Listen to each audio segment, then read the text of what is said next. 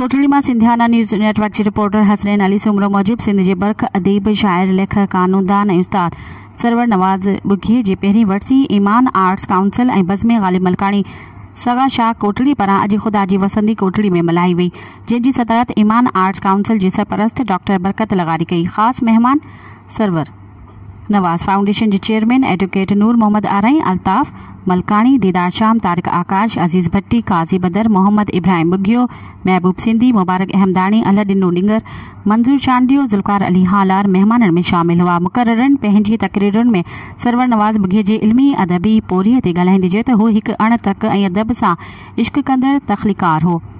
हू 8 किताब तख़लीक़ कया हुन, जिन में शायरी, तहक़ीक़ ऐं मंज़ूम तर्जुमे जो किताब शामिल है। सरवर नवाज़ बुघियो सिंधी अदब जे अध सदी जी तरक्की जो अखियुनि ॾिठो शाहिद हो। हू नवाण पसंद ऐं इनकलाबी फ़िक्र जो माण्हू हो। वर्सी में सरवर नवाज़ बुघी के ज़बरदस्त ख़राज तहसीन पेश कयो वियो।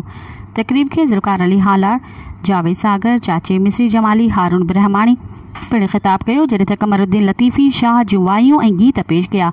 सुघड़न में अली रिंद, मोहम्मद सुलेमान जुणेजो, काज़ी बदर पंहिंजी शायरी ॿुधाई। मज़ाहिया फ़नकार मंजूर चांडियो पंहिंजो फ़न पेश कयो, जॾहिं त फ़नकारनि में मिस्कीन सिकंदर मल्हा, मज़हर चांडियो ऐं प्यार अली प्यार सूफ़ियाना कलाम ॿुधाए साईं सरवर नवाज़ बुघियो खे भेटा पेश कई।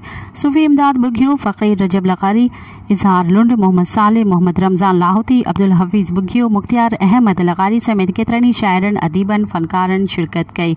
उन खां सवाइ नंढड़े अब्बास अली ख़ासि शिरकत कई।